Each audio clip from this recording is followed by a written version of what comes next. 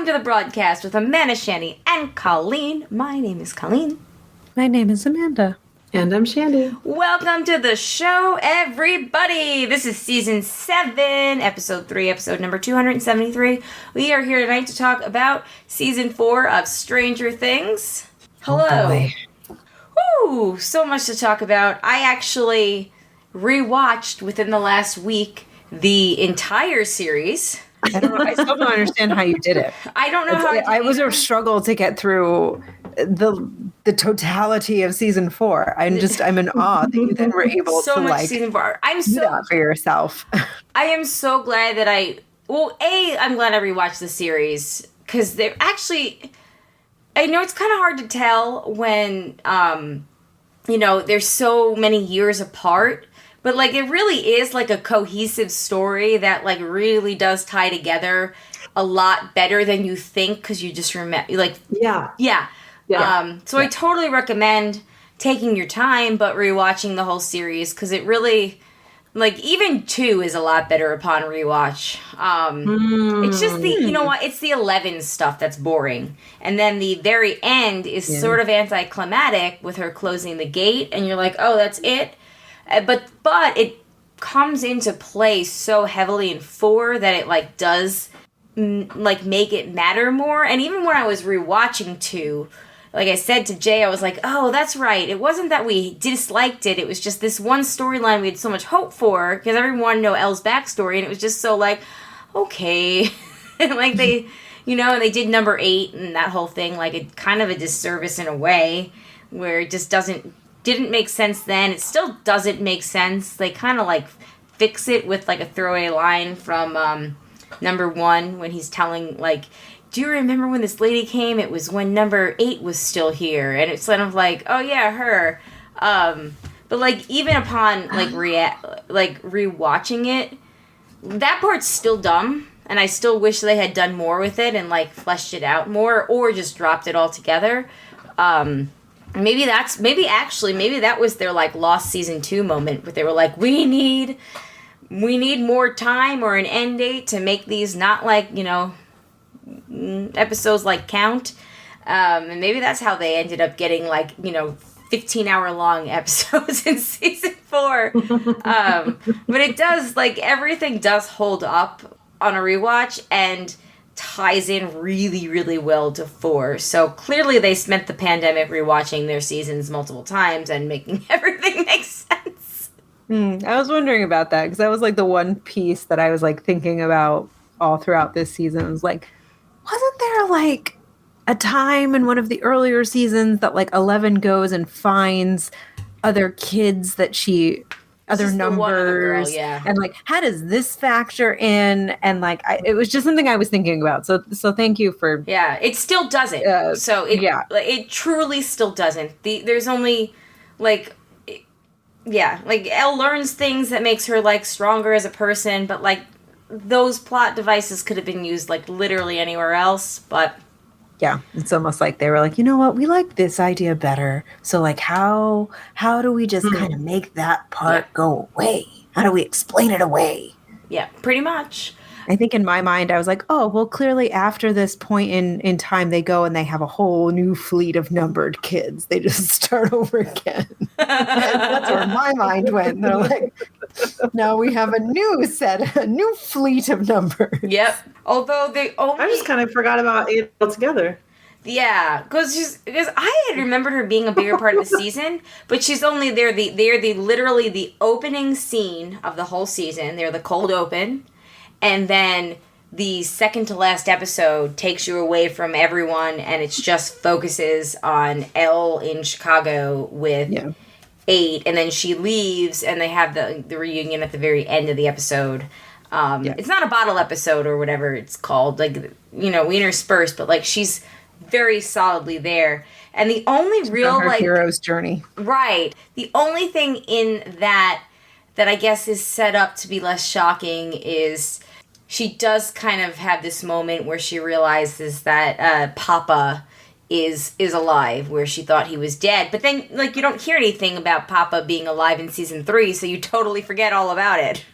But well, didn't that band of misfits in season 2. Didn't they all have different abilities as well? Like they weren't all psychic? Nope, it's just 8. She's the only one that has the abilities. She has different abilities than Elle in that she can. I mean, she can do what Elle does, but she can also make people affect their perception of reality. Okay, maybe that's why my mind is landing on that they did other things. Yes. Okay, that makes sense. But yeah, but before we get into all that, happy birthday, Amanda! Happy birthday to Daniel, and a happy 15-month birthday. Indeed. To Eden. Yeah, the 12th is a big day for us. Such a day. 12 is a big number for our family. Did you guys have a good birthday? It was quiet. Yeah, it was a quiet birthday. We, Daniel and I went out to lunch because Eden was at daycare, so we could go do that. But, we were both working, and, it was just kind of a quiet day, but it was nice. Nice. It was really nice of them to give you the Oath Keeper hearing. That's true. That was pretty enjoyable. The Pat Cipollone hearing. The Pat Cipollone. Had a little bit of everything. The My Pillow guy was in there. The CEO of Overstock.com. I was going to say the CEO cameo. It was pretty bananas. It was great. As it tends to be. And then it ends with Liz Cheney getting up there and being like, "Yo, Trump, I know you called someone to intimidate them. Stop." Oh yeah, the scorched earth, Liz Cheney. I'm here for it. I'm telling you, when she loses her election in November, the first thing she's doing in January is marching up to Merrick Garland's office and being like, "Hire me. I got this, dude." Like, she's gonna drag him all the way to hell with her father. It's just that's her goal. Oh, it's personal now. It's personal. I would love to know, you could see why it's personal, but just why it's personal. Like, what happened there? Yeah, for sure. Anyway. I'm glad you guys had a nice day, though. Shandy, any updates on the housing front? Indeed. Yeah, last week I was a bit broken, but we went back at it. And we visited a place on, I think it was Friday, that we really loved. We put in an offer, and on Saturday, I think it was Saturday night? I can't remember. Saturday day, I remember. We found out that we got it. So, Yay! Super excited. And the reason I remember that it was a Saturday was because they wanted us to give them our their due diligence money, like that day. And so we had to go to a bank to get an actual, I was going to say traveler's cashier's check. You need the cashier's check. Cashier's check. I gotcha. I was there. Yeah. I was going to say money order. Or money order. Yeah, they're the same what thing. What do you need? Apparently, so this is what I learned. Apparently, money orders, they can only be for a maximum $1,000. Oh. And since, fortunately, you need a little bit more than that. Right. Yeah. But yeah, so we learned that at 10 o'clock in the morning. And so then, we're looking up our bank and it's Saturday and basically all the branches are closed except for one here that was open until 12. Let's get moving. So we got moving. We got moving real fast. Got to the bank and got that all taken care of. And so now all the other complicated, confusing stuff is, going through, slogging through, signing documents, figuring out how much money I need to prepare to give over. Apparently calling utilities and shit that I forgot. Thank you, Colleen. You are so welcome. Yeah, just a lot of stuff. But so the crazy thing too is that to get there and not be able to turn on the lights. Yes. It's they're looking for houses was very constant and very stressful. Especially right now, I would assume it's probably a stressful process for everyone always. But in this moment, I have to say, this is a pretty crap time to be buying a house. So the fact that it worked out as perfectly as it did is just you had some good juju out in the world, making its way back to you. Yes. And it's wonderful that I don't have to like look at any houses anymore. I unsubscribe from everything. I need to. Oh, that is the best. I need to Such take a off weight the apps. off your shoulders. Let me just tell you, I have, so on my phone, I have like my app, different categories, like bank accounts, entertainment, exercise, health, all like the different categories. Yeah. I had put my, I had always put like Zillow and Realtor in my entertainment category because the thought of me buying a house ever was hilarious. Yes. No, I get it. I can relate to that. I can relate. But now I get to delete them. So that's really exciting. But yeah, so like we don't have to look for a house anymore. That's really cool. But so now that stress is gone, now it's like a different kind of stress. I'll be really excited when everything, when we like finally close, knock on wood, that everything goes smoothly and wonderfully. But the crazy thing is that our offer on this house, there was another offer that was essentially identical, except I think maybe we put like a slightly more money in due diligence, but like not really a game changer. Yeah. The big difference was that they went with the traditional like 4-week closing period, and we said that we would do it in 3 weeks. Interesting. And, that's what got us the house. Yeah. Wow. And that was actually our realtor. So Tim, the realtor, his mentor, who you hooked us up with. Yeah. That was like his suggestion from the beginning. Oh, interesting. So, yeah. Wow. And apparently, because he said, like, apparently there are like certain loans that where like if you get those kinds of loans, like it takes longer. You can't like rush the process as quickly. And that wasn't the case for us. So he was like, okay, well, anything to make competitive. So thank you, Colleen. You're welcome. So for that one, and especially like this, I mean, honestly, it sort of makes not getting all the other ones worth it because I like it more. And it's in like it's in the exact neighborhood that I wanted to live in, but thought we wouldn't be able to like find something there. Yeah. I thought we'd have to go a little bit further out. So I'm very excited. So the universe came It was through. it was worth the wait. Yeah, it was worth the wait. It was a lot of stress. And I'll be very excited when we're just in the house and like It always is. but- What? How far is it from work? it's like 15-minute drive. Oh, that's fantastic. Nice. That is really nice. Yeah, Awesome. super great. And once you're settled in and we are back, we can hang out. Because you're Yes. only an hour and 23 Yeah. minutes from my house, which I've already Googled. Well, no. FaceTime me when you guys hang out. Oh, Or I'll dude. just send you a Yes. flat me and you can just kind of prop me up in the corner. How about It'll be both? perfect because I won't be able to talk. I'll just like sort of be there. Which is kind of sometimes how it is when we get very excitable on here.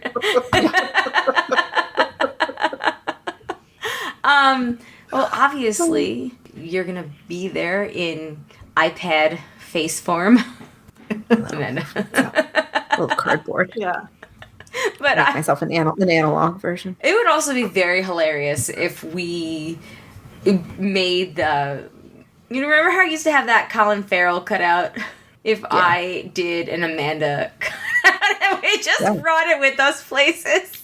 I'm telling you, it'd be great. I love this idea. I love this idea. Yeah. That would be like fully embracing the weirdo, but I'm I love it. I'm in full support. here for it. The Like, how much closest- do these cost? I'll go have. I bet you it's gonna be like a good $100, but I'm willing to go 50-50 with you, Shandy, and like we make can this take it out happen. of, we can take it out of our Patreon money. Oh, there we I go. feel like that's worth it. Patreon.com/Jay and Jack. Please note, it's for the Amanda cutout. I think this idea has legs. I like it. Or maybe it doesn't. I mean, maybe we get one that's just waist up. I don't know. No, we're going full body.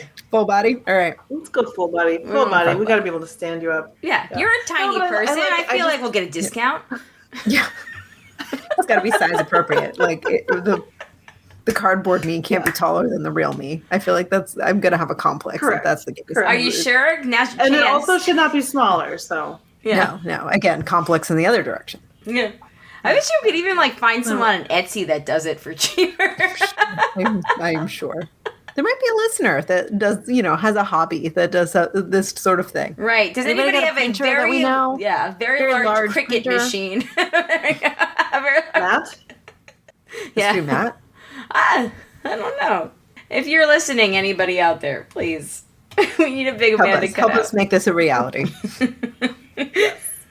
Anyway, next week, before I forget, next week we are off because I am going to San Diego for Comic-Con. Yes. Yeah. Say hello to California for me. I will actually. I'm very excited.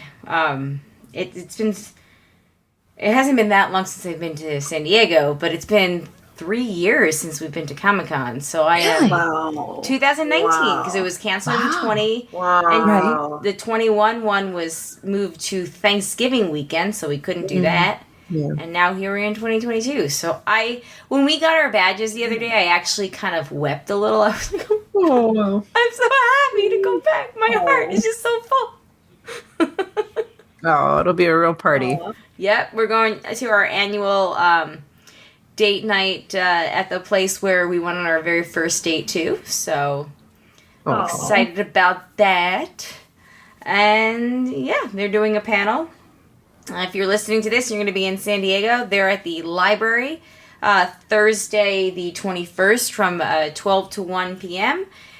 Spoiler, you generally don't need a pass to get into library things. So, come on down if you're there. I'll be there. My kids will be there. They'll be maniacs. Just look for the crazy kids running around screaming each other's names like, Zachy! Alex! Like, because they're fighting with each other. You'll find us. Good times. So we will then be recording again the next time. We'll be on July 26th. And then after that, we will be... the goal is, if Shandy calls her internet company, the goal is August 2nd to talk about Where the Crawdads Sings, the movie and the book. Yes. Cool. And I believe the movie drops this Friday. Yep, it does. So as you're listening to this, the movie is out. Yes. Yeah, I would go see it, but I haven't finished the book yet. Witherspoon on Instagram, and she is a producer on it, so that is how I know that. There you go. So, yes. Hopefully everybody will watch that and check it out. And then, do you guys want to get into anything else we have to talk about? We could probably talk about after we talk about Stranger Things.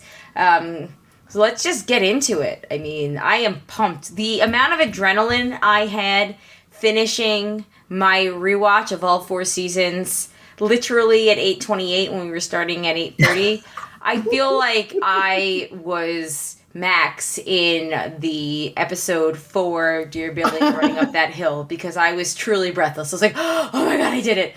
I didn't think I was going to do it. I did it. Yeah, talk about truly having it fresh in your mind. But you know what?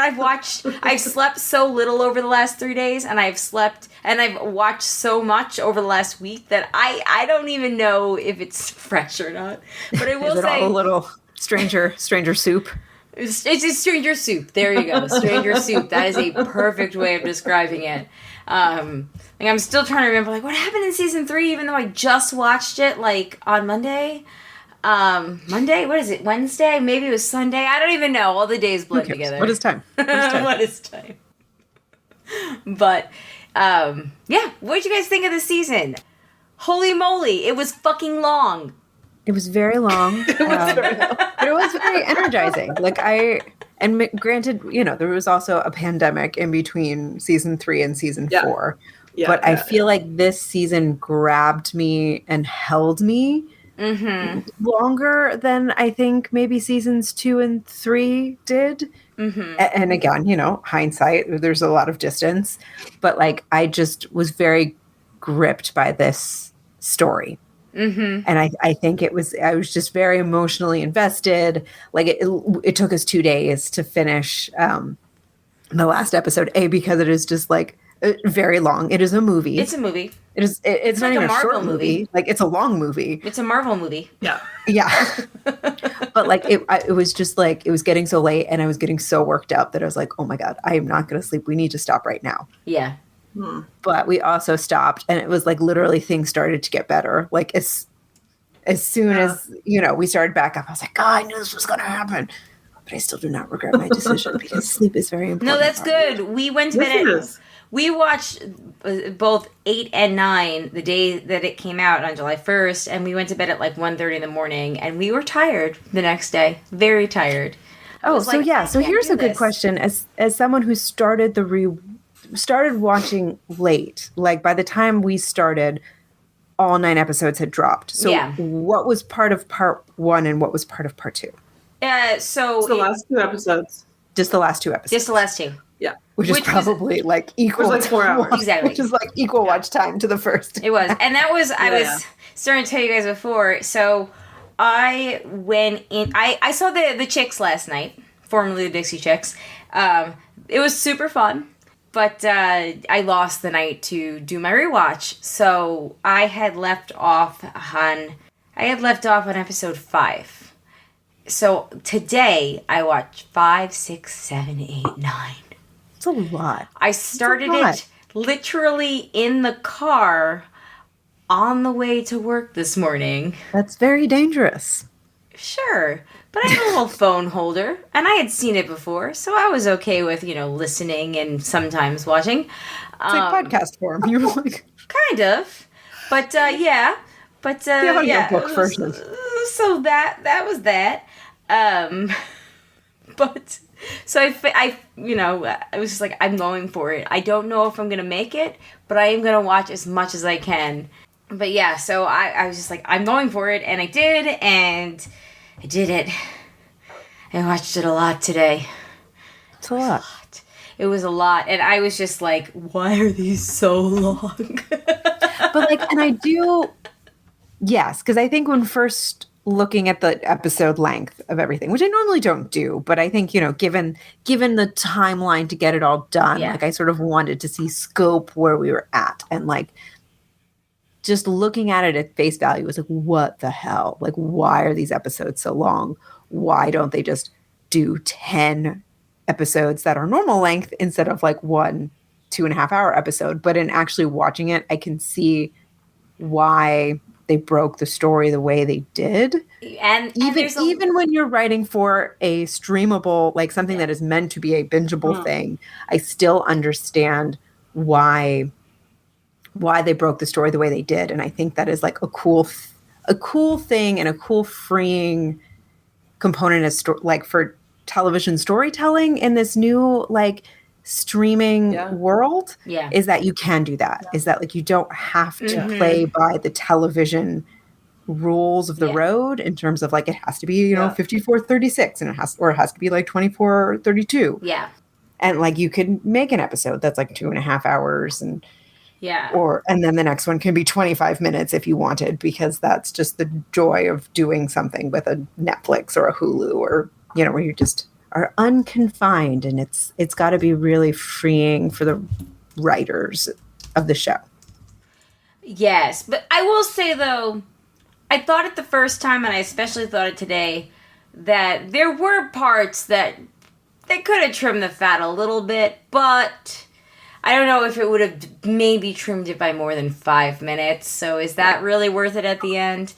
And I did have this realization while watching all 4 seasons and being kind of sad when it was over that it really truly is. Every single character is so well developed. Everyone gets their shining moment. You care about all of them. There's not one person in the main cast or even the guest cast for a season or the supporting cast that you don't like for some reason. Unless you're supposed to not like them. Like the mayor in season 3. You're obviously not supposed to. But it's Carrie Yules, so of course you don't like him anyway. How could you not? I mean, you still have to love him a little bit. Right. And I had totally forgotten that he was even in it until I rewatched it. I was like, oh yeah, that's right. He's that jackass mayor. Yeah, same. Until you just brought it up. I was like, oh, right. Yeah, they're just they're such good storytellers. And they just are good exactly world builders. And this season reminded me how much I just enjoy the world and how they really do a good job of just making everything really well thought out, Exactly. and everything builds upon itself, and the character development. It's just A+ storytelling. Mm-hmm. Yeah, exactly. Everybody, you just want to be there with them, but not there with them because you don't want to be there in the upside Yeah, down. I would not Yeah. survive in the world of Stranger Things. I am not a hero, and I wouldn't discover I'm a hero. Like, I'm just like, not a hero, period, full stop. Pick up your backpack and leave. Right. Oh, sweet Jesus. We'll get into that. We will get into that. But, like, yeah, I think this season was, despite, I think that there were certain things the first time I watched it that I was like, yeah, they're weaker than others, like the Russian plot. I think that Hopper's storyline, before he gets to the facility where he has to fight the Demogorgon, that probably could have been trimmed up a little bit. Which also, by the way, I read an interview with David Harbour, and he lost 80 pounds to do this season. Yeah, he's a very tiny version of himself. Yes, as Mike says in the finale, he's like, Hopper's like, you've grown up, and he's like, you've shrunk. But yeah, he did this lengthy interview. I think it was Vanity Fair, but I could be mistaken. And he said that he started 9 months out from filming to do it the healthy way, lost 80 pounds, and he was like, basically like, never again. My next movie, I'm playing like Santa Claus, so I was very happy to not have to do this again. Is he really playing Santa Claus? I think so. Oh my God. I want to know everything about this. I know, right? Can that be our December topical? Can we make sure we include that Absolutely. in our Christmas movie roundup? Whatever. Yes. A very Hopper Christmas. Yes, a very Hopper Christmas. We've already got the title. I love this. So far out. But yeah, jeez Louise.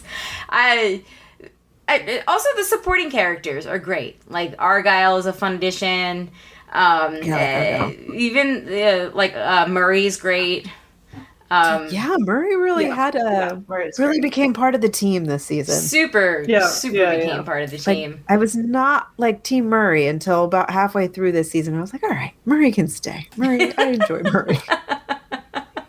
I mean, you need somebody there to be the proxy that speaks Russian if you're going. Right. I mean, right. How do you He's have a show? He's more than just his Russian. Right. He's more than just his Russian. The dude from Game of Thrones had a huge part that ended up being awesome. Yeah, that took me, because I didn't really watch Game of Thrones, but that took me a good 4 or 5 episodes before I was like, oh, really? That's how I know that guy. So, he's the guy Shandy from Game of Thrones. So Shandy, the guy that was the Russian guard that Hopper ends up teaming up with, he was a Girl Has No Name guy from Game of Thrones. Oh. Right. Did your brain just melt out your ears? We're literally watching her brain explode as we are recording. Yeah. Because he's so striking looking. It's like the eyes and his nose. It was like, I've seen this actor before, because it is a face that it sticks with you. And I'm like, but the hair is different. It's the hair. Yeah. Yeah. Yeah. It took a while. That's him. Huh. Yeah. Well, shit. No shit. Oh, this is wonderful news in real time to watch. Yeah. How great. Crazy. But they do a good job on this, for the most part, supporting characters every season. Like, I had actually completely forgotten about Alexei, the Russian character in season 3, who, he's the architect behind the laser that's opening the gate, and he ends up, with Hopper and Murray and Joyce, and he's, a part of that scene, that hilariously amazing scene in the car where Joyce and Hopper have been fighting nonstop for, the whole season, and Murray, leans forward and he was like, "Will you just have sex already?" And, Right. yeah, and then, and it's more than that, but, he was like, "Can you just pull over and tear his clothes off and get it over with already?" And then, Alexei's like, "What was that?" And he's like, "Oh, I just told them they should have sex already." And Alexei's like, "They've never had sex?" And he's like, "Nope." And then they just laugh, and you're like, all right, this guy's part of the team. And then, he's dead by a Russian assassin, dead by a Russian assassin. There we go. I got there. Like 20 minutes later. And everybody's character arc is great. I would say the only one that this season I didn't see it the first time, and I've seen a lot of criticism on social media, but I definitely saw it the second time, would be Jonathan's character arc. He's, you're like, what are you doing with Nancy, man? Like, come on, like, you're being a terrible boyfriend. But, like, at the end of the day, his brother needs him, and he sees that before he even sees it, he knows it.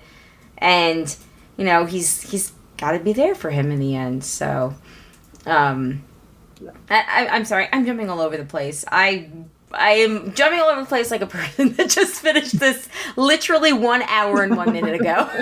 And also hasn't slept in 3 days. And also has barely slept in 3 days.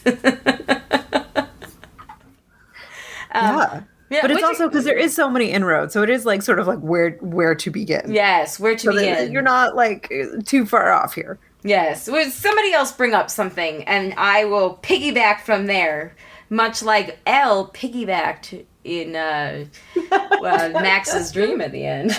Yes. Which when we started that episode, and because every time we look at the title, and I like pause it, I was like, "Frank, do you know what a piggyback is?" To explain.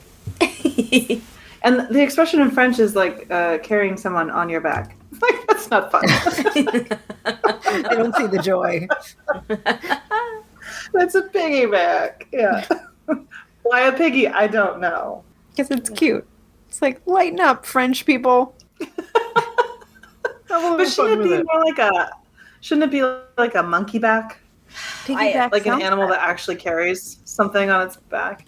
I feel like there's like the walkie-talkie game for like piggyback. Well, I can just look up the origin. It's from unknown origin. Cool. All right. Yes, somebody bring up something about the season that we can talk about. Should we just... does it make sense to go start at the beginning? A very good place to start? Should we go like... Sure. I'm doing it live. We're doing it live. So it opens up I'm with kind of doing it live too. It opens up with a child massacre. Yeah, which, I guess all the best shows nowadays are doing that. Maybe we can stop. But yeah, also like, okay, so let's peel back on that. That like, what does that say about like American sensibility? That this was even like the idea for the story, but then they decided even with the current mass shootings, because again, like it's America, like pandemic was gonna be over, there was gonna be more mass shootings, like terrible to say, but like, and they decided to still keep it in and just throw up a little title graphic before the episode started, but only in the first episode. Right. Like, we go back to the massacre time and time again. Like, it is a rooting point for the story for the entire season. So we keep returning to it. And they only give you that advisory message the first time at the beginning of the season.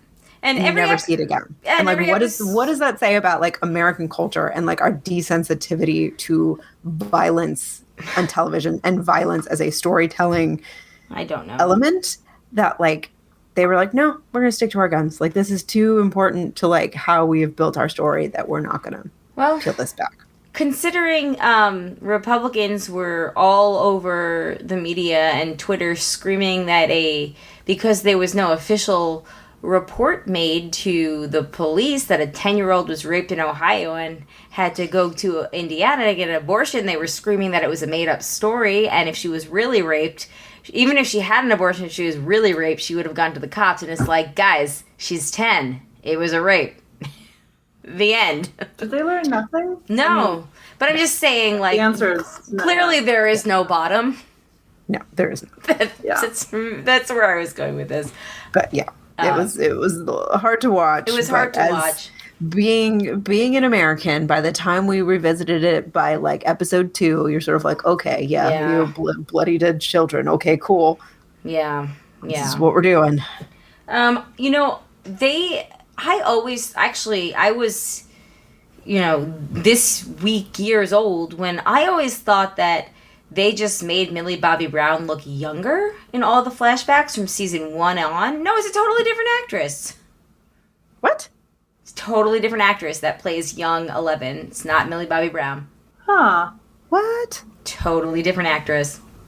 I don't know if I even completely understand. So, like, what do you... So all of the scenes with young 11, like young 11, it's a different actress. So we're not... So We're not seeing little Millie Bobby Brown. like, in these flashbacks we're talking about. Yes. Like, when she's, like, tiny. Yeah, I thought that was just, like, a body double with, like, the very bad aging technology. I did, too. And then I follow, and I sent you guys the link, I followed the Stranger Writers Twitter, and they have pictures of the two of them together on set. And that is how I learned that they are two different actresses. Now, I do think it interchanges. Millie Bobby Brown must do some of it, but the young actress's name that plays young 11, her name is Marty, if I remember correctly. I'm very intrigued by this. I know. Look it up. Maybe I just totally misunderstood, but okay, here it is. Marty Blair. She plays young 11, and she looks almost exactly like Millie Bobby Brown, but she's not. Crazy. Marty Blair, Martie Blair. Oh my god, I feel like I want to rejoin Twitter just to look at all these videos right now. Do it after, because they have a lot of behind the scenes stuff, and it actually is. Oh no! I scrolled too much. Now it's going to make me log in. Oh shit! Oh no! Well, if you do decide to, whatever, it's a great Twitter account, Stranger Writers. They've got so many behind the scene pictures, including them doing rehearsals with, like, their masks on, and they have a video that they posted it was within the last few days, of Joseph Quinn, who plays Eddie Munson, doing the scene where he plays the guitar, like, in front of the green screen. It's really cool. I'm looking at that right now. Yeah. Which I love that actor, and I love he did Eddie. A great job. We can talk about Eddie later, but they also share all of the improvised stuff. Like you go ahead. No, I'm just gonna, like, fangirl about this. This is so cool. Thank you for bringing this to our attention. You are so welcome. So the kiss between Hopper and Joyce, when the second kiss was improvised by Winona and David Harbour. The "I love you, man" part when Eddie's dying was improvised. There's I can't remember off the top of my head, but there's the Erica Help. Help, yes, like, and that made me cry. Both times I watched it when he was like, "Erica, help!" Like, because he says, "Call an ambulance, call a doctor," and then, like, they go on with the scene, and then he randomly cries out, "Erica, help!" and that kills me too, and that was totally improvised. So, yeah. Good times. I love this. They post Happy Father's Day, and there's a picture of Steve and Dustin. We had to talk about this. Oh my gosh. And who said that there's no good things on Twitter? Exactly. Oh my gosh. This is amazing. It's official. Kate Bush's running up that hill is UK's #1 single. The Monument charts at 3 all-time official chart. Yeah, how much money did Kate Bush make as of recording? $2.5 million in royalties and counting. Yeah, I was like, how much of the Stranger Things season 1 budget went to pay for this song over and over and over, and then the instrumental version, and then the orchestral version. There's also, and I don't know if you've passed it or. I read, and I didn't read this on this Twitter account. I read it somewhere that the costume that Jamie Bowers wears for Vecna, there's only 4 CGI shots in the whole season. Everything else was a costume. It took 9 hours to do the prosthetics and all that. I believe it, because I feel like that's also, like, what makes the show so really cool, is that, like, that is part of, like, the ethos of the show, is to be really true to the 80s genres that they're trying to, Yep. to, what's the word I'm looking for? You know. Be authentic. Yeah. Yeah. Yeah. Yep. And so it's like that actually doesn't surprise me that there is not a lot of CGI, because that would feel Yeah. kind of like cheating. Inauthentic, yeah. Yeah. Definitely. But as you scroll down, there's a video somewhere on there of Jamie Bowers in front of the microphone doing the Vecna voice, and you can, he's talking into the filter that provides the voice. It's really cool, actually. Nice. So here's a question, and I'm sure IMDb would tell me the answer. Is the actor that plays one Same actor. Are they? They're underneath all that makeup. Okay, Yep. That's what I was really hoping was happening. Yep. And Jamie Bowers he was in one of those Jamie Campbell Bowers, sorry. I think he's dating the chick that plays Ginny Weasley, but don't quote me on that. Huh. Oh my goodness. Yeah, I'm at one of the videos with the little. Oh my gosh. Yeah, look at that tiny little there you go. Millie She's Bobby Brown character that Yep. is not. There they are together. That's bizarre. Yep.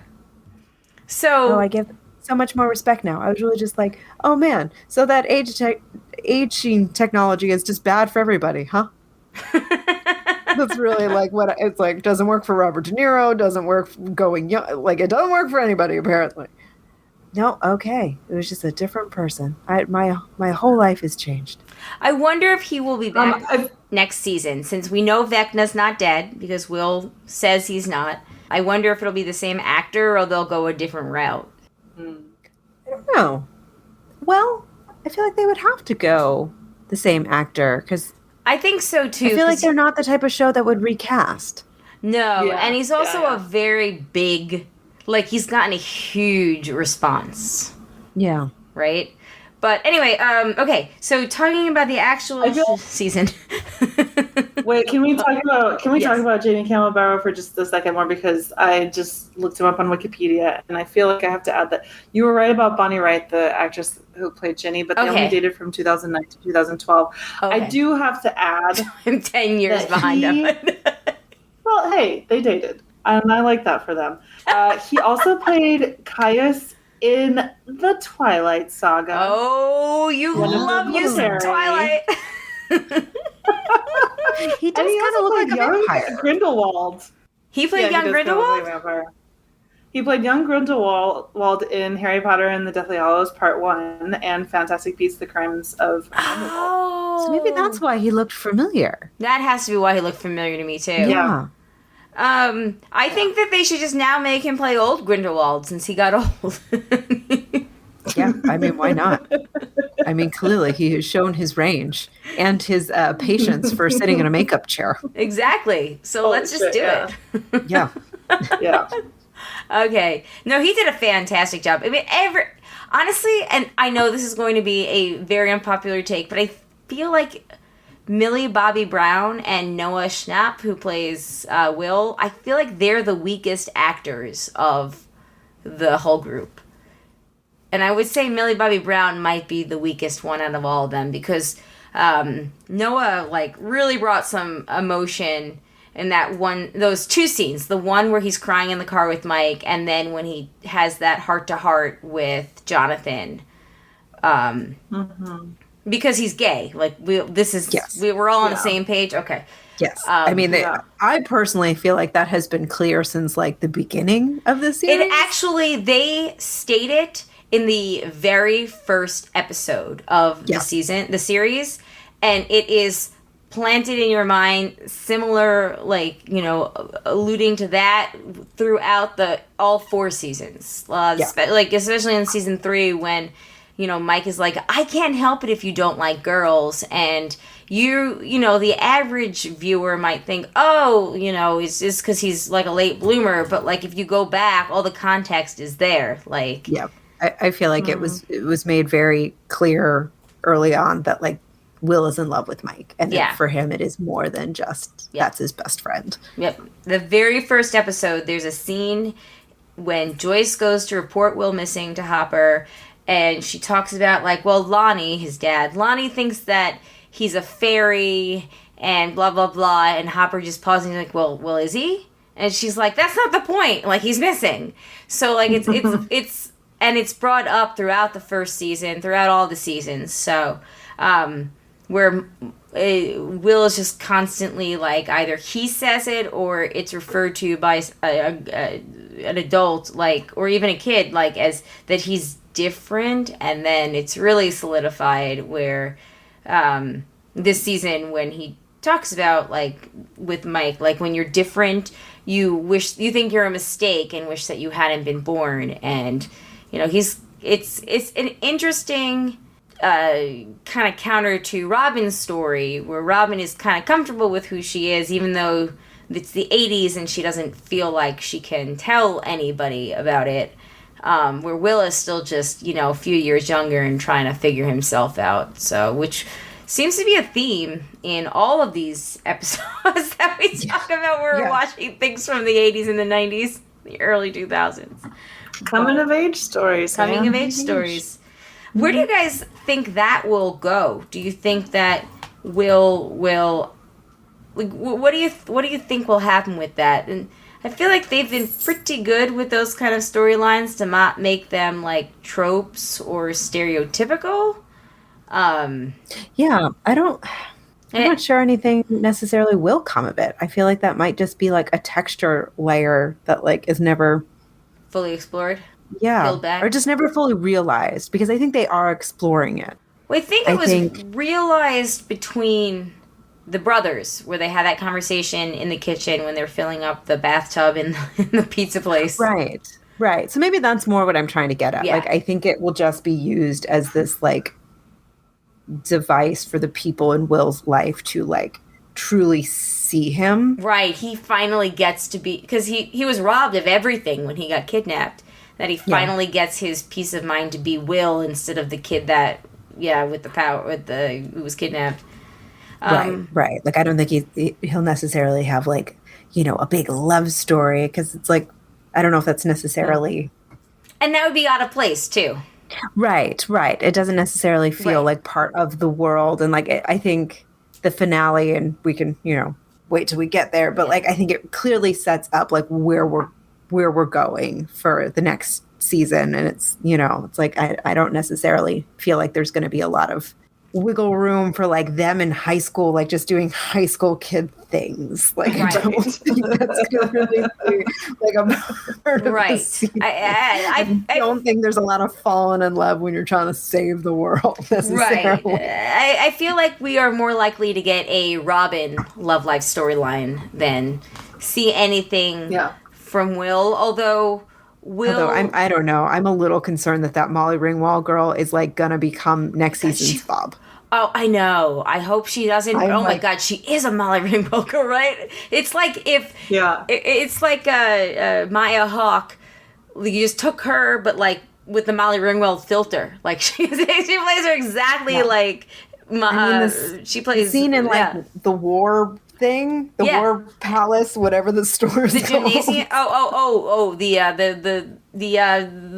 gun store. The gun store. Yeah. Where like just her whole outfit, she's just like Annie Hall and Molly Ringwald just like had a love child, and like that's it. The vibe they were going for with that character. But they nailed it. Nailed it. Yes, they did. But I am a little concerned that like we have now set up a real precedent for introducing a character just to rip all of our hearts out at the very end. And I feel like she might be that character next season, and I'm not sure how I feel about it. I feel like we are really starting to love Robin, and I don't like that I don't want that for her. I don't think that they'll do that, because there's a lot like the bear your gaze trope being called out right now, and I feel like the Duffer Brothers have avoided a lot of those types of controversies, as far as I know, so far, that they have enough of a finger on the pulse that if they had a lesbian character finally get with someone, they're not just going to kill her off, because the amount of shitstorm criticism that would justifiably be rained upon them, I can't see them or whoever is advising them like letting a storyline like that pass. So I think Vicky I hope you're is safe. I think Vicky is safe. I hope you're right. So, was anybody like super convinced that Max was like dead? I thought it was not looking good for No. Max. Me too. Like, I thought that, I was like, okay, we've lost Eddie. Okay, he's our Bob. And he's our Bob. He was our Bob. But like as soon as he like got on the bike and started pedaling away, I was like, oh no, he's the Bob. Yeah. He's the season's Bob. Yeah. Oh, and I was really sad. It was so sad. It was very hard to watch. And when he was like, promise me, repeat after me, I'll look out for them. And like, poor Dustin, I feel like Dustin really gets stuck with a lot of these dying people scenes. I know. Also, did Dustin break his leg, and why did he not go get any medical attention? Why is he like just dragging his leg around while trying to help others? That's a great point. I have no idea. I just assumed that maybe it was like sprained or bruised or like hurting. That's what I was like, it has to be sprained. Right. Like, where are his crutches? Right. There was an earthquake, and you could. It's a good time to be like, I broke my leg randomly in this earthquake. Gosh. Okay. Let's see. What else? Oh, just to finish up this Rob and Vicky thing. I love that Fast Times at Ridgemount High, the Vicky likes boobies part. Like, that was a joke throughout the whole season. And just the movie and Steve's lack of pop culture knowledge in general, with like the Lord of the Rings jokes and the Watergate thing, where I was like, oh man, Watergate, that's so funny. That's very good. I was like, I think Robin might be like the person I most relate to because she got the joke. I mean, very much like how Robin has like moved into our core Robin. Team. Like, she's really fit in there seamlessly. Great. I love the Robin Nancy friendship. Yes. I'm here for it. Yes, I love that they're friends and they're not fighting over, and actually, they're all friends. Like, I know, so at the end of season 2, Elle is kind of put off by Max being there, but like, she's the one that approaches her in season 3 and he was like, I need to talk. And I love the female friendships. I love the female-male friendship and all the friendship in general, all the friendships. Love it. Yeah. Yeah. Well, and while we're sort of on that subject, and Colleen, you could probably speak to this better having just watched the entire series, but this season in particular, I was really taken by the sort of feminist undertones of the season, how every moment of action was driven by a female character. Yeah, that is exactly what Funk said. Yeah. Yeah, the male characters were always the ones that were like hanging back, like, oh, guys, I don't know, this is kind of dangerous. And it was always the women that were like, no, we are fucking doing this. Yep, like when they dive into the water to go after Steve. Yep. Which, you're right. There's so I noted that too both times I watched it, the feminist undertones. But those are actually there in seasons 2 and 3, and I know that we are anti people needing to like own guns for no reason, but like Nancy Wheeler is a reason why I'm like, all right, she can have a gun. Right, and I'd forgotten that she had a bunch of guns. She shoots the shit out of people in all 4 seasons. 4 Oh, right. seasons. Remember you told me about a video of her grabbing guns. Can I see it now? Now that I have finished the series, can I see my video? Oh, yes. Let me make a note in my phone, and I will Google it and send it to you. It's hilarious. Like, just Yes, I will send you that as soon as we're done. I'll Google it. But yeah, it's a hilarious meme where it's like Nancy every season, and it's just Nancy with the guns. Nancy knows her way around some guns. She's okay. She's allowed to have it. Did anybody else notice that in the beginning when Elle had her long hair and bangs, she basically had Winona Ryder hair? Her hair match Joyce's. And I was like, oh, she has a mom with, true. The same hair. Also noticed how many shirts the kids were wearing that came from Target. Ask me how I know this, because I've seen them all there. Interesting. My children own some of the shirts that appeared on Will, in particular. That I was like, oh my god, Zach has that shirt. Oh, Alex has that shirt. Oh, Zach has that shirt. So timeless fashion. You dress your children in just timeless fashion. Exactly. Or they That's were funny. really. There was there's the shirt that Elle is wearing. Like towards the end. that, I'm pretty sure I had that same shirt in like 3rd grade. Amazing. It's like a long sleeve. Yeah, the white one with the Kind of flowers. looks like it could be long underwear. Yes. But it's not. You know what I mean? Yeah, the thermal look. Yeah, Done. I think I had that in 2 different like color patterns. Well, speaking of Winona Ryder, when they go to Dustin's girlfriend's house. Oh my God. What's her name? The older sister is like, I mean, that Eden. her whole, Eden, which was great, cool. Eden, like the garden. The garden. But her whole aura was like very Susie. 80s Winona Ryder. Yes. And I was like, down to the hair. It was very like Beetlejuice. Like, I loved it.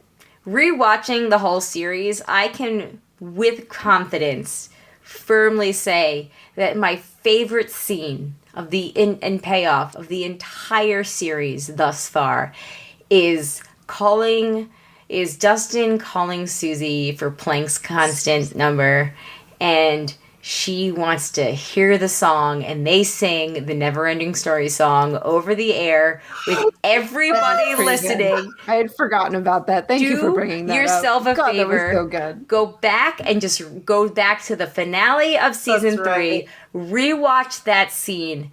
It is fucking amazing. I laughed. I watched it twice. I laughed hysterically both times. I mean... Look into my How eyes. fitting, also, that we recently. I know. Yeah, I was like, oh, maybe I should rewatch it. Turn around. What you see? It's so funny. Oh, It just gosh. the thing that makes it so hilarious is cutting to everybody's reaction. We're like, Joyce is banging her head on the wall in front of like the gate that's reopening, and Hopper's just dejected, and like Steve and what's her name? God, what's her name? They're just looking at each other like, what the fuck? And like all the kids are like, is this really happening? Like, it's just so funny. Like, and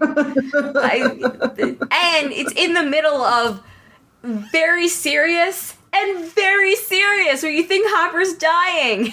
It's just this random scene.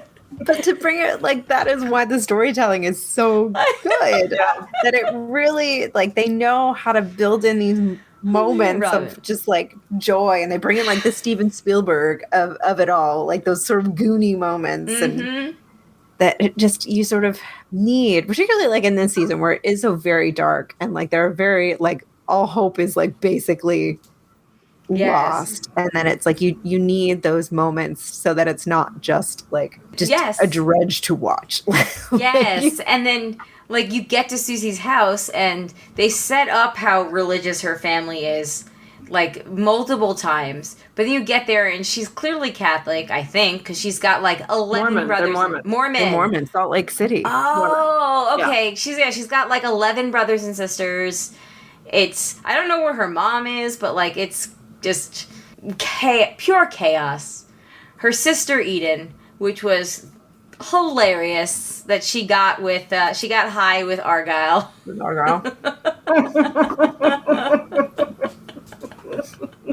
There's always going to be one in the family. At least. At least. Yeah. What else happened? Oh, I really liked the parallel where Will tells Mike in the 6th episode, I think it is, that they need to go. Like they can't rely on the government people to save Hawkins because it was his friends. It was Will's friends that saved Will. It wasn't the government or the lab people. Like it was his friends. And then at the end, it must have been episode 4 then, because then at the very end, it's their friends like that save Max from like they figure out what it is. They put it together that it's the music to distract, like get them out of the trance. And I thought that was like a really nice kind of like parallel, just showing how much the characters truly do care about each other, and that they're all so brave. They're all so brave and wonderful. You guys know that. Okay, so Murray reroutes Joyce's call when she's calling the blackmailer in the beginning, and says that the call's coming from Durham, North Carolina, and that's because the Duffer Brothers are from Durham, North Carolina. Oh, no way. Yeah, fun fact. I believe there's Durham references in all 4 seasons. Oh, nice. Just as a homage to where they came from. Oh, well, here's an interesting question. Yes, please, go ahead. When did you connect that Vecna and One were the same character? And then when did you then add in the Henry part? So Vecna and One, it took me longer than I normally would have put it together. Same. I did not get... It wasn't until he was, like, playing chess with 11 that I was like, oh, this dude's evil. Yeah. But no, I didn't see it was Henry until basically as they were playing out the story, and I was like, oh my god, how did I not see this? Same. It was like Vecna and One, I got, like, I felt like I was, like, maybe a step or 2 ahead of where the story was going, but it was, like, the Henry part of it. It was, like, as it was coming together, it was like, oh, I did not see that coming. That's I know. Wow. But I think that's also, like, the brilliance and, like, again, just beating the dead horse, as it were, of, like, why they are such good storytellers, is that, like, it's there the whole time. So for the people that are really good paying attention, it's sort of you get there. And then they still... like throw that surprise in, but then it's like, then they really beat you over the head with it by the very end. Like when they sort of, they reveal the 1 number on Vecna's arm. Like it was just like varying levels of like, okay, are you with us? Are you with us now? Are you with us now? Okay. For all the people not paying attention on their phone, we really want to make sure you get this. just to be clear. Yeah, here we are. The clues are all there, but honestly, unlike with like Flight Attendant, where now having rewatched that series like 4 times, where I feel like the clues beat you out in the top of the head, they're so subtle and well done in. Agreed. Yeah. Agreed. And it's really like they just really hit like what they really feel like they need everybody to know. Yep. They give it that one last pump to be like, okay, even for the dummies, we want everyone to make sure that we've made this connection, that One, Henry, and Vecna are all the same. Right. Okay? Are we all here? Okay, now we're moving on. Oh my god, yes. Hey, so what would your Vecna song be? Was everybody as breathless during the running up that hill sequence, even though we knew that it was early on in the season and she was probably going to survive, but it was still like taking my breath away? I think the problem for me was that everyone had hyped it up, and so when I got there, I was like, it was like, this is cool. I'm sorry, wait, now the episode's over? I thought there was something, So like, I think the lesson there is, I don't know, don't let anyone tell you anything about. I don't know. It's hard to live in a vacuum, but like, yeah, I thought it was fine. Obviously she was going to live. Like Max is not going to die. And if she does, like, if she dies before the end of the series, it will not be in episode 4 of season 4. Well, yeah, that was the thing, but it was still like so, like breathtaking. It was great. Like, it was gasping. Yeah. Like it was good. So like, yeah, it was good. The other, yeah, to like the other side of that point, because same, like I came to it late, so people are like, oh, episode 4. It's like, oh, okay, like. I see why Kate Bush is like topping the charts right now. Okay, I got it. But then it's also like, oh, like it didn't necessarily dampen my enjoyment of it, but it was just like, oh, I can see why people really thought highly of this episode. And like I could see why everyone went like nuts about it. It's like, okay. I don't think it necessarily like was disappointing. Even though I knew it was like, okay, she's gonna survive. Yeah. It was like, oh, okay, I get it. Okay. This is why people were into this episode. I get it. So, fun fact about that episode, the cameo that, what's his name, that plays Billy, he actually filmed that from his hometown of Perth, Australia. They set up a green screen, put him in, like, sent a crew out there to, like, put him in makeup, and then Sean Levy, or Levy, however you pronounce it, the director of that episode, got on Zoom and just directed the whole thing through Zoom, and he did the whole thing in front of the green screen. Wow. How very pandemic filmmaking. Super pandemic. Yeah. filmmaking. Just a little inside. Like that is how like so much filming over the Yeah. past 2 years has happened that very way. That the director is not there. That they're like directing through Zoom. Yeah. That does not surprise me at all. Yeah, and that actually is on the dude that plays Billy, I'm blanking his name. That is on his. I keep thinking of him like the dude from the Power Rangers movie. It's on his Instagram. So if you look up his Instagram, you'll see like Insta shots of behind the scenes of him filming that and getting like made up and stuff. I thought that was kind of cool. Yeah, that's very cool. Yeah.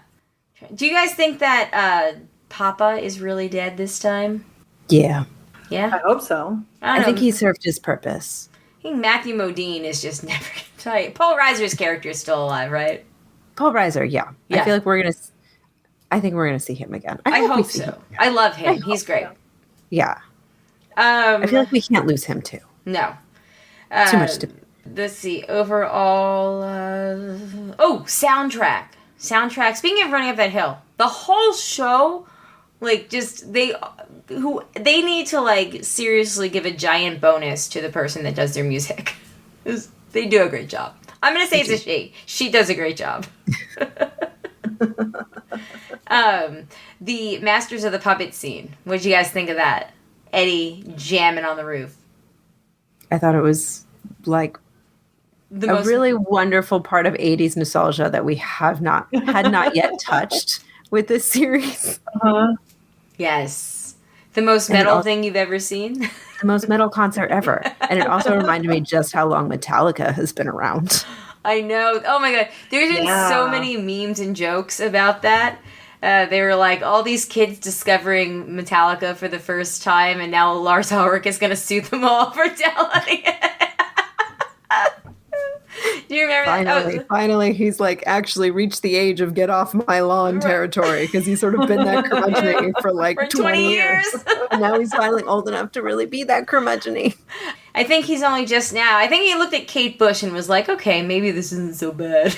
It all comes back eventually, I suppose.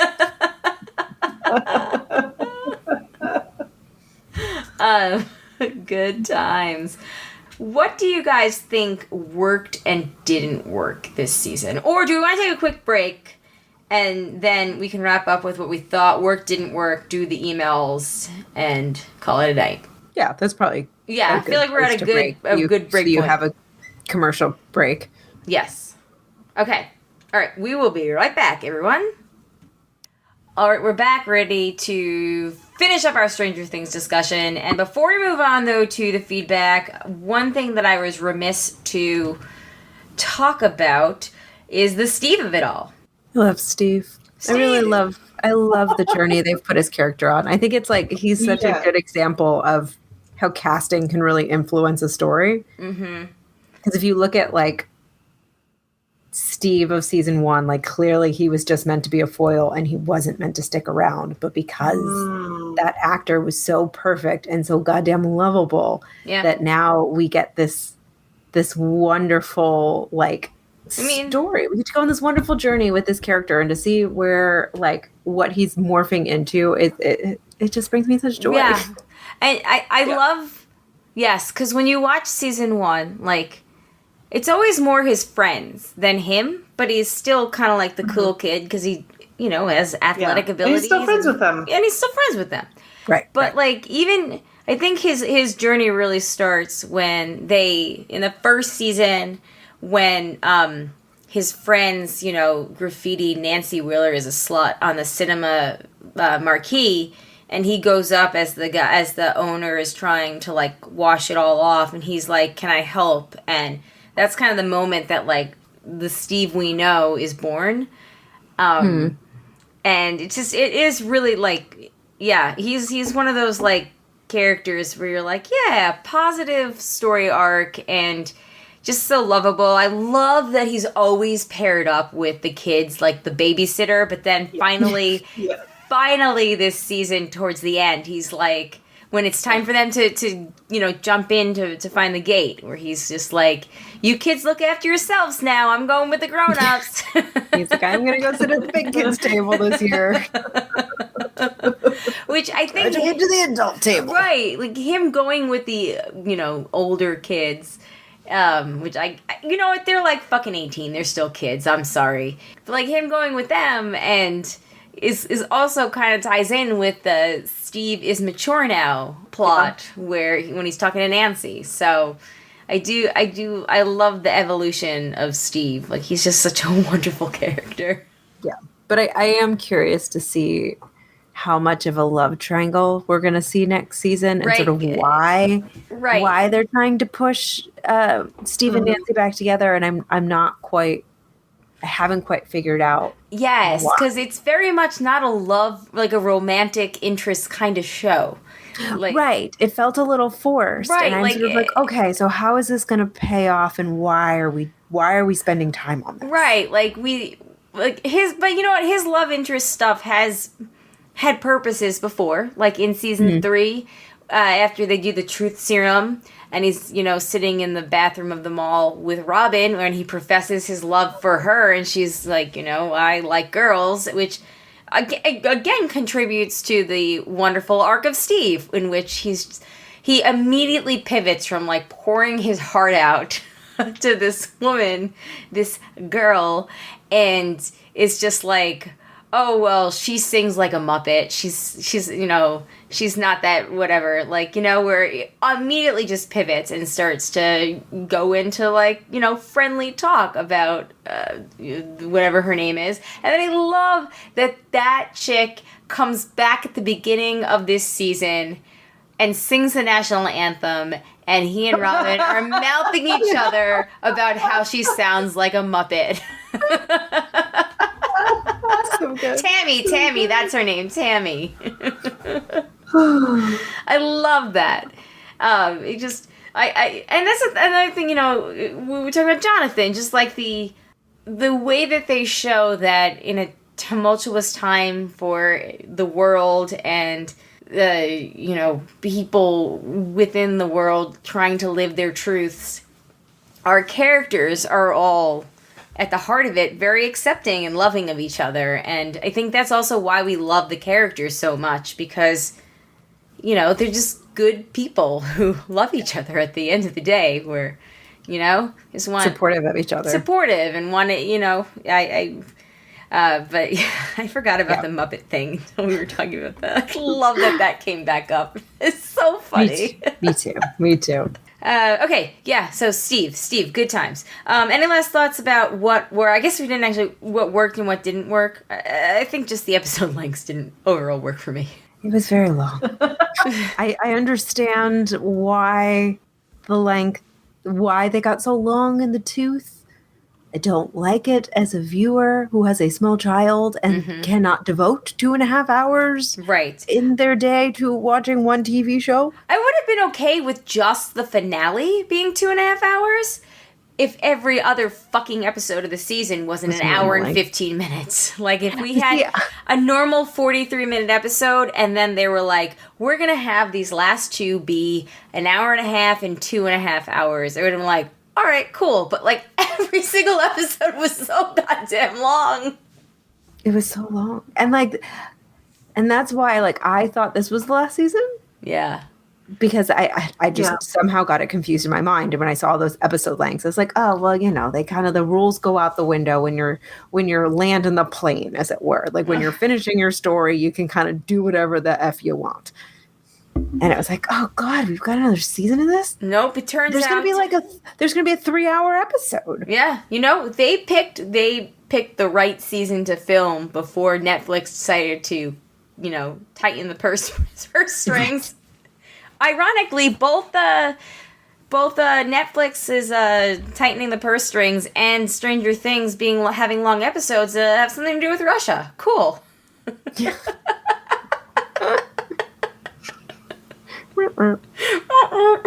Okay, so we've got a little bit of feedback. We've got something from Jamie who says Maya is just joyful. I love her. So in case anybody doesn't know, Maya Hawke is the daughter of Ethan Hawke and Uma Thurman. In case you couldn't tell by looking at her, if you looked at her and you're like, man, that chick looks like Uma Thurman, it's because it's her daughter. Much like if you looked at Reese Witherspoon's daughter in anything and was like, that chick looks just like Reese Witherspoon. Yes, there's a reason. Yep. Genetics are funny, aren't they? It's so weird. But I am glad that, like, she, is also a really great actress. Because, it makes me feel better about the whole nepotism thing. Speaking of, finally saw Top Gun last week. It is freaking awesome. I 100% recommend it. It's so good. But Bill Pullman's kid is in it. Huh. And he looks just like Bill Pullman. It's crazy. Is that how you knew? Is that you were like, Jay had before the credits even rolled up, you're like, oh, that Jay, looks like Jay, Bill Pullman. Jay told me because he's seen it already. Today we celebrate our Independence Day. But he looks just like his dad, just like, like a 21-year-old version of his dad. It's crazy. But if you haven't seen Top Gun, super recommend it. Loved it. Like, really, really, really enjoyed it. And this is coming from somebody who was like, all right, with the first movie. Like, it's really, really good. I will have to try and watch, because I am curious. I don't even think you have to be curious. Just go in, watch it, and enjoy it. Like, it's a fun movie. Okay. All right. Yeah, like, it's a fun movie. It's well made. Like, it gets you invested in everybody, and, like, I won't say anything else. Like, it's just a really fun movie. So, on a scale of, like, 1 to Tom Cruise, like, how awful is Tom Cruise? But no, he's not terrible in it at all. Like, he's actually, like, he keeps the crazy to a 0. So, good director. Got it. Okay, cool. Yeah. Well Super directed. recommend it. And they, yes, I won't say anything else. Anyway, Maya Hawke, she's fantastic. Robin is, like, one of my favorite characters. Me too. I love them all, though. Like, Dustin is great, too. Obviously, I love both of them because they both have the good Watergate pun. Erica is really also becoming, like, very dear Erica. to my heart. Yeah. What was her... Nothing bad can happen to Erica. I will stop.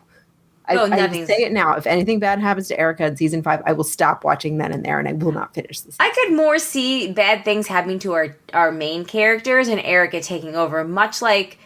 and I had totally forgotten that she got into D&D because she got Will's. Like, Will was donating his D&D game, and Erica and Dustin had that conversation in the air ducts in season 3 when they were trying to get out of the facility about like nerding, like being nerds and, like, whatever else, and she ends up, like, give her Will's D&D game when he moves, and that's why she gets so into it and gets roped into the Hellfire thing.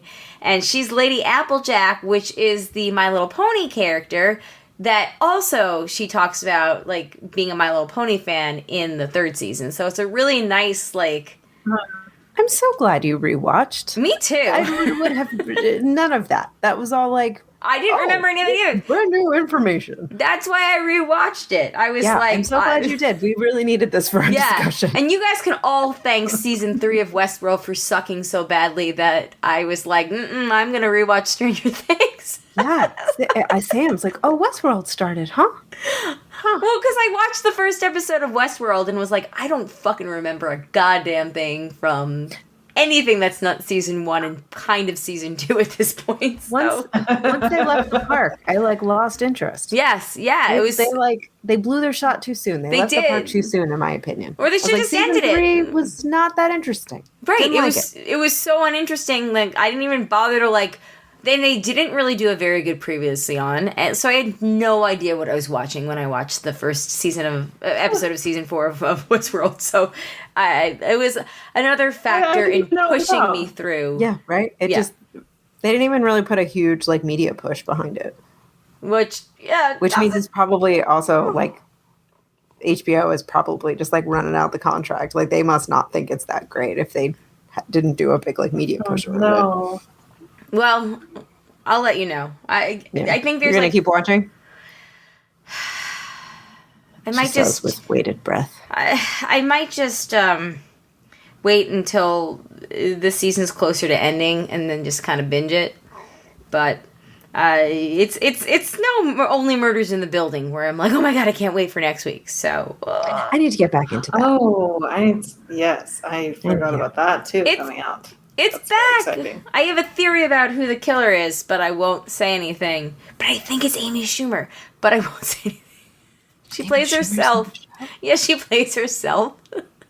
Oh my gosh. I need to go back and start over. I feel like I watched the first 3 episodes and then it's so much kind fun. of fell off, and I need not enjoying it, but just life. So I need to go back and start over, I think.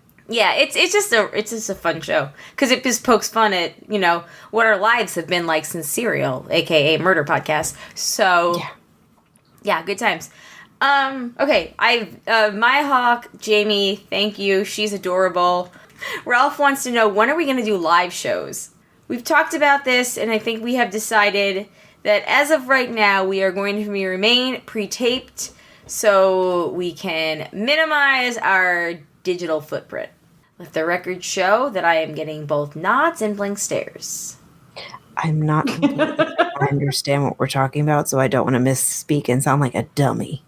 Ralph wants to know if we're ever going to just be live like the Ramblecast is every week. Oh, yeah, no. No one wants that. Do people want that? No. I think they do. Why?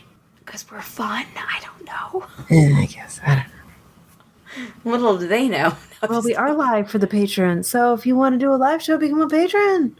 There we go. We will probably do a live show on the 26th. Actually, you know what? We'll be live for the patrons on July 26th. So I think Ralph is a patron, so be there or be square. All right. We've got an email from Christy. Christy says, so Eddie died for nothing. Him going to the Upside Down and distracting Vecna was for nothing. Vecna knew that they were doing what they were doing before they did it. True, had he survived, what was he going to do? He was a killer with no way to prove to the town that he wasn't. Was this just to satisfy the somebody has to die fans? Was he a writer's device just to show the danger without killing off our core? Discuss. Go rock on, Eddie. Rock on, Christy. Eddie. I also lament Eddie. He was great. I think that it's more of the writer's device to show off the danger without killing our core, which is, see Bob, Alexi, Eddie. But I think, yeah. And as much as I hated him dying, because I really grew very fond of him, I think it is when you pull back, it is a logical story arc for him, because he spends so much of the story running away and hiding and being a quote unquote coward, and that he finally gets his hero moment where he's brave and he faces the thing that but scares him. Can he do that and also live to tell the tale and not be in a TV show? I think because at first I was kind of unclear, why is he doing it? Why did he run back? He could have just gotten away scot-free. They didn't seem to care about the bats, because there's maybe they don't want the bats crossing through into the real world. And then I was like, this is silly. And then upon rewatching it, I realized when he says I'm buying more time, he's buying not more time for the, Hawkins real world or Dustin. He's buying more time to keep Vecna distracted, because there's 5 different groups going on. You've got the Russia group, the older kids group, the Max and Erica and Lucas and Erica. Yeah, that group, and then you've got you've got just the L group and then the Eddie and what's his name group.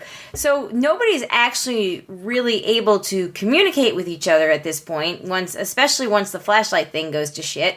So, to the best of his knowledge, they're still alive, which means Vecna's still alive, and the others haven't either gotten there, or Max is still in danger, and he doesn't want the bats to go back and join, whatever fight is going on the other side of the Upside Down.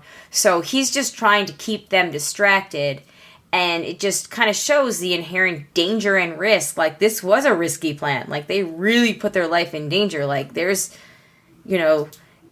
anybody could have died at any point. It was not great. Like, and I do think it was more of a plot device, the same way that, like, you know, we had to have the other characters die. Like, there's stakes in what they're doing.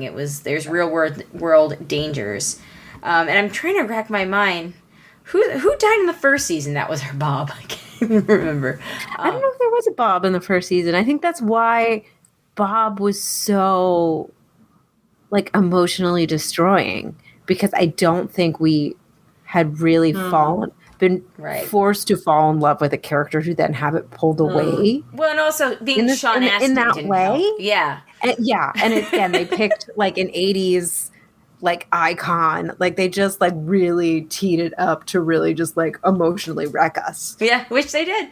They did. It was emotional. I'm still a little scarred. I'm still right, like, and like all Sean Astin. I wish he was still around. I know. All three of the characters that fall into this, like, you know, archetype every season, they all had, like, you know, weaker, cowardly kind of, you know, whether it was like Bob being like jolly, but, you know, not a hero, or Alexei, who was, you know, essentially just wanted to, like, save himself, or like everybody got this arc where they, like, became lovable and did something with a purpose, and then, you know, or died trying to like kind of have a purpose. So right, they had a redeemable story, right, a complete story arc, right. But while very sad, it was like their story had a beginning, a middle, and an end. Right, and with Eddie's thing is just so tragic because, you know, kill the freak, right? Like, we don't want. We all see that.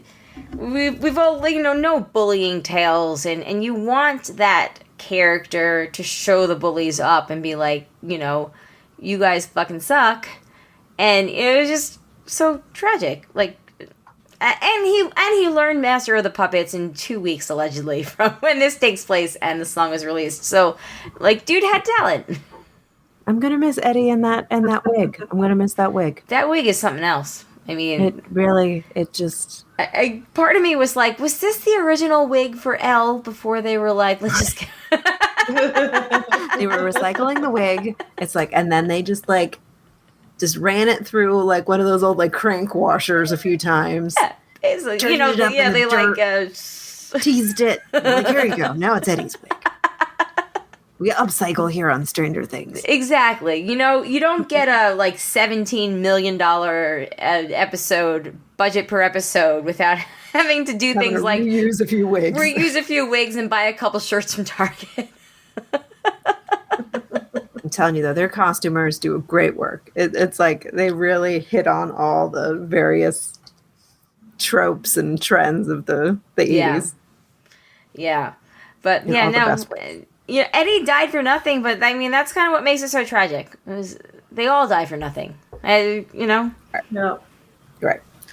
Okay, Eddie will be missed. He will be missed. Oh man, I loved Eddie. But the scene with like Dustin and the uncle, I thought was just like really, really beautiful and like really well done. And yeah, I really liked that moment. They give Gaten Matazzaro a lot of really emotional moments, and he nails them like every time. Yeah. I think out of the like 4 boys, I think he might be the strongest actor. Yes, the actor that plays Lucas, like really like upped his game this season. He had a really, really interesting arc, I thought. Yes, I was gonna say he's a close second to Gaten Matazzaro. I agree. Okay, let's finish up with an email from Matt. Matt and his Stranger Things feedback. Hey, broads. After 3 long years, Stranger Things has finally returned. Obviously, it had no control over the big reason why the wait for this season has been so long, and its long wait certainly affected the way I saw the season.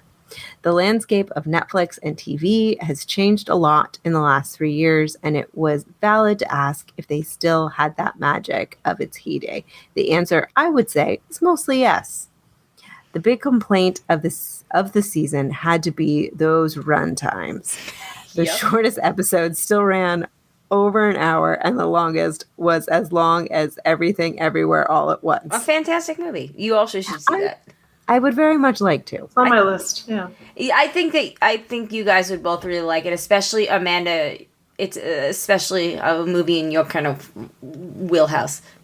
Hooray. No offense, Shandy. Just knowing you're both of your tastes in movies. Okay. Time to watch movies again. I understand wanting to appease fans who've been waiting so long and give them as much show as possible, but that glut made the first part of the season sometimes a slog to work through. Certainly shows expand and raise their stakes as it goes along, but I think this season found its limits. The whole Russian subplot was hard not to feel like a big waste of time, and while splitting some of the Hawkins crew in California gave them a challenge for the season-ending battle, I wished we could have had all the kids together for the most part. That said, the story of this season's Big Bad Vecna was a welcome change of pace from the generic monsters we had in the first three seasons. The reveal at the end of episode 7, where a few seemingly disparate plots wove together to reveal his identity, was satisfying and added some interesting context. It's all about stakes, and having him have this connection to 11 when she was a test subject makes it more compelling than just a CG monster. At the center of the conflict as well is the MVP of the season, Sadie Sink's Max. Can't disagree with that one. Can't disagree. Max is being targeted for her guilt over her stepbrother's death last season. Sink does a great job conveying the complex guilt of dealing with the death of someone who was not a good person and being targeted by an interdimensional monster who seeks to crush you to death and to suck your soul into his hell dimension. It's a lot to process in one sentence, but do not disagree. I also liked how the show acknowledged the body count Hawkins has had over the years. That is a very good point that we did not bring up in our discussion. The show has always seemed like a typical suburban town, so of course all the death is going to traumatize the community and leave them vulnerable to the vigilante bros Lucas has befriended before the season started. Yeah, they were kind of unnecessary to me. I hated that guy by the end.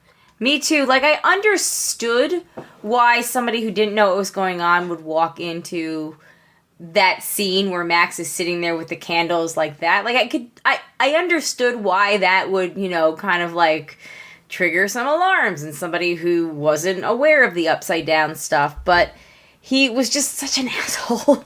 It also just felt like, okay, the stakes are already so high. Like, my stress level is already at like an 11. I do not need this asshole. Like, but I mean, him being there obviously was the plot device, because that's what started triggered everything else. So I suppose so. But no, I have to like it. Yeah, but I do completely agree. Although they have actually acknowledged the body count, having just rewatched it in the other seasons. Like the second season, Nancy is like plagued with guilt over Barb's death, and they do mention the deaths before. I think it's also in season 3, but again, but like I guess it's more of a prominent story arc versus something that's like a side plot or just mentioned with like Hawkins being cursed. But yeah, no, I agree with you. But I guess just maybe the trauma of something happening to them like every 6 months finally caught up to the media. Yeah, fair. But where was I? While the cast was definitely overstuffed, like the Oreos, there are still a lot of solid performances this season, including this season's breakout Joseph Quinn, who plays Eddie, and last season's breakout Maya Hawke. As we all just said, we love to pieces. I wasn't a fan of the Russian subplot, but that is in part because I want those actors to have better material. The first part was... It wasn't until Hopper got to the really bad facility that it kind of picked up. It was sort of before then. I agree. I think that's valid. The first part was definitely bogged down, but the second really made up for it, largely due to it being most of the season's third act where all the big stuff happens. There's a lot of thrilling, suspenseful moments packed in the over 3.5 hours worth of show in part 2. Plus, the final hour sets up a promising final season. Very exciting. Agreed. But it certainly did not leave much room for like levity in the final season. I feel like we're just going to hit the ground running, and it's just going to be an emotionally scarring sprint to the end of the series. Yeah, and petition to have Susie like come to Hawkins and just be there for more than one episode. I think I'm going to need that emotional support. I'm going to need that emotional support, Susie. I think. I know. Yeah, and Eden, her sister, please. Yeah, bring her too. I think we're going to need them. Argyle, please let him stick around. We need those calming presence. My dude. In this final season. My dude, I think I'm just going to need it. Okay. Now that we've gotten that out of the way. Of course, the music remains very good, and the millions Kate Bush has made with Running Up That Hill becoming a top 5 single in America, and Metallica's Master of Puppets cracking the top 40 show Stranger Things' cultural relevance is alive and well. Sure, we could nitpick that Eddie would have had to learn Metallica's shredding anthem in less than 3 weeks with no guidance besides by ear, but that moment on the trailer is one of the most metal things I've seen this year that wasn't in the Northman. Or what does RRR stand for? I have no idea. Just Matt explain to us what RRR is. Anyway, I will continue. As for what I want in the final season, I have to imagine the show will continue to have the budget to make a fitting conclusion. This season, the budget was $30 million an episode. It's no small bit of change. I'm also hoping for more scenes with the kids together and not scattered all over the place. I also really want poor Will to find some peace and get some agency next season, perhaps helping Max when she gets out of that coma. Oh, I like that. That's a nice because they've avenue. Both, they've both been prison. I said I would go stop. ahead. I was going to say they've both been prisoners of the Upside Down. Sorry. Yeah. And what were you going to say about Will helping Max? I think he's just he's got a lot of emotional intelligence. He's our soft, compassionate character, and I like that for yes. Will. I think that's a good use of his soft skills. Yes, when Mr. Rogers said "find the helpers," he was talking about Will. I think so too. All right, let's land this plane. Let's land this helicopter. Let's get it up in the air first. Let's land Katinka here.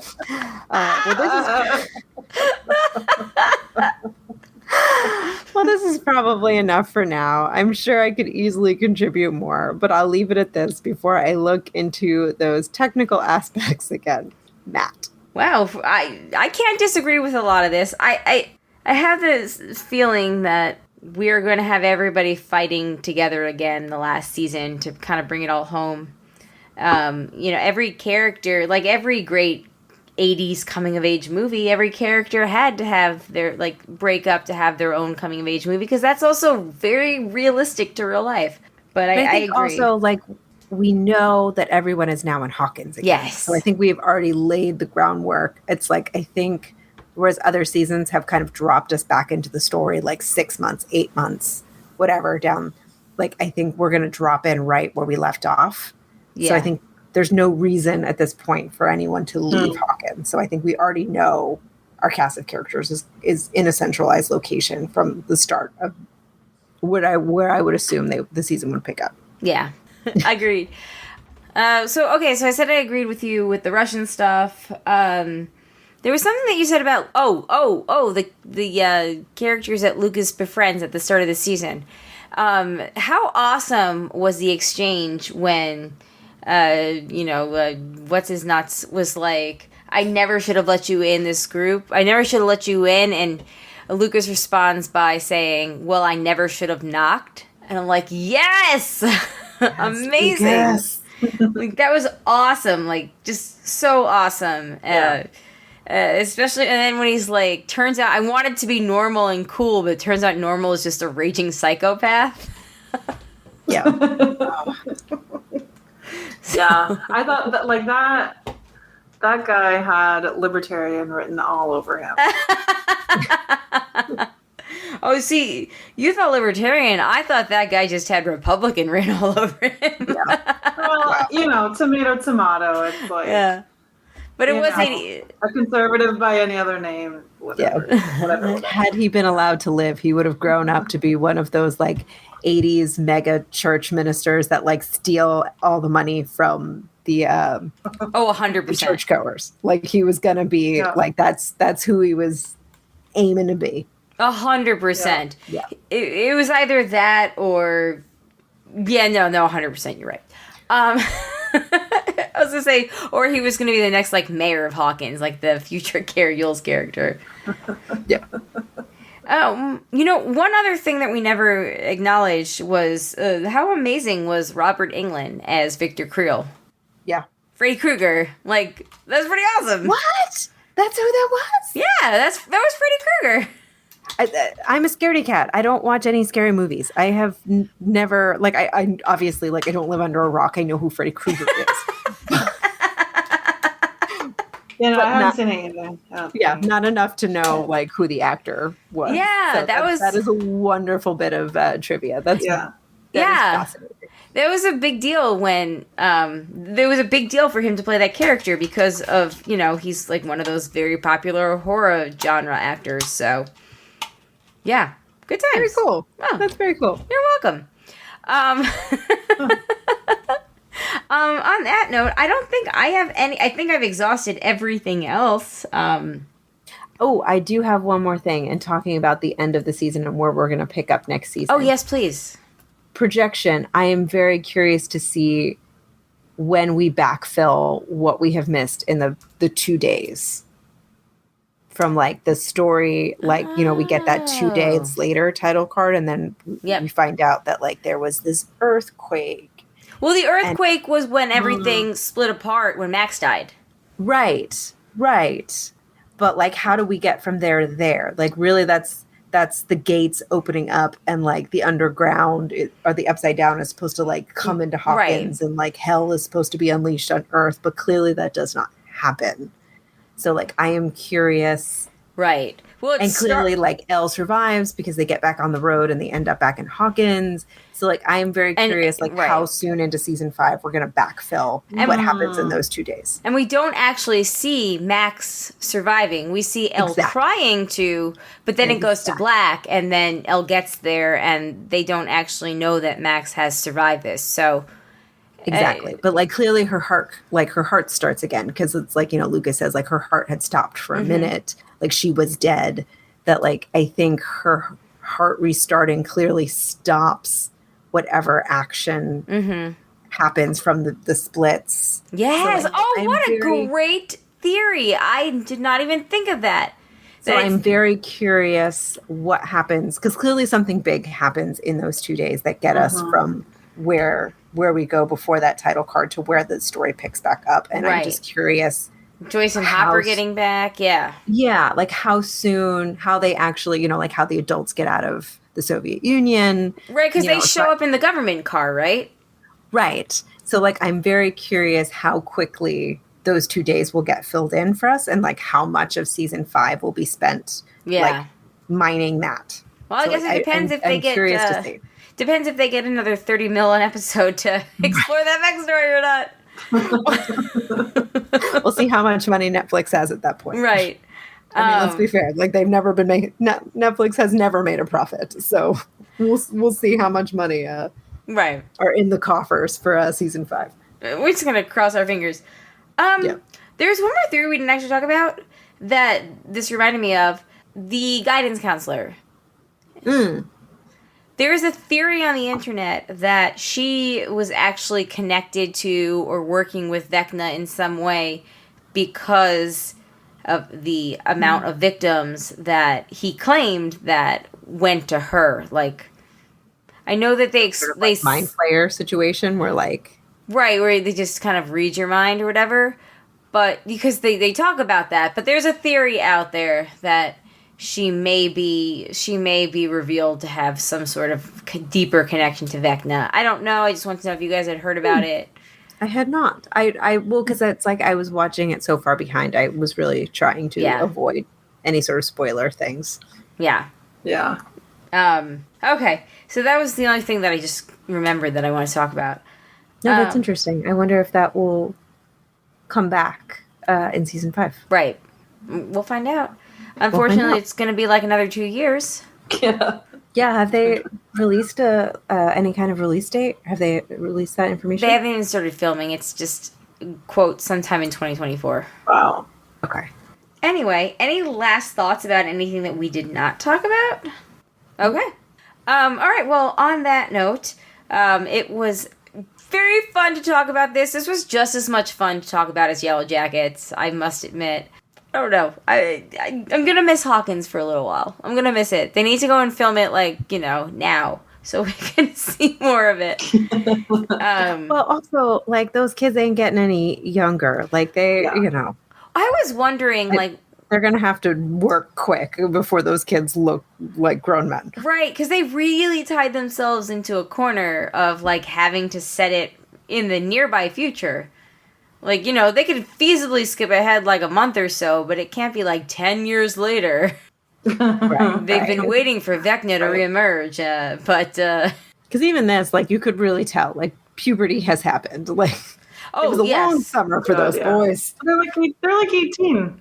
Some of them, like, have... Like, Elle is 18. Yeah, she was 12 when she first filmed, but having rewatched all 4 seasons, those boys, with the exception of Steve, who was, like, 29 when they first started filming it, like, most of them have had noticeable voice changes, which... Yeah. I don't know. Like, I'm not, That's the tough thing about, like, picking that age group to base your story around, that, like, those kids... You grow up quickly, like in those years, and it's sort of like undetermined, like right in the streaming in the streaming age where you just release things every like 15 years. It's really tough, but like, regardless, I'm very excited. I'm sure I will have another rewatch at some point in the future, probably before 5 comes out. Thank you, Christy, Matt, Jamie, for your feedback. Ralph, we'll let you know when we're live. Just patreon.com/JayandJack. So if you would like to become a patron, you can go to that link. Thank you to the patrons that contribute a certain level, and that would be Tack from Tokyo, Eckhart Rickner, Maggie the Magnificent, Joanne with a Plan, and Ed the Creepy Mailman. Thank you guys so much. This past week, Jay and Jack did a old school style Ramblecast because Chris and Nick were both off, so they did not do a Ramblecast after dark. It's just old school Ramblecast, like think circa 2007 Ramblecast. All of the segments, all the segments that you know and love, and their theme songs were back. We had a very fun Monday night searching for theme songs that haven't been played in like 20 years. And you can see the verses, which was French fries versus potato chips. They voted on it live. You can see what won.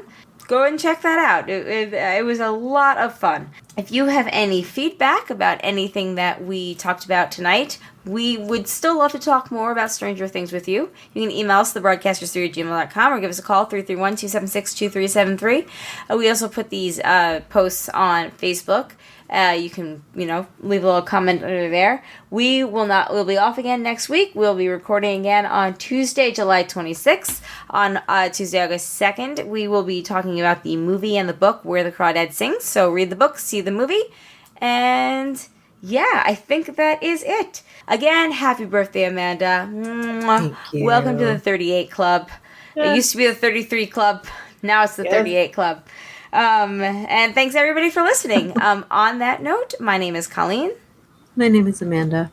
And I'm Shandy. Welcome to the show. Goodbye, everybody. I gotta go to bed. Bye.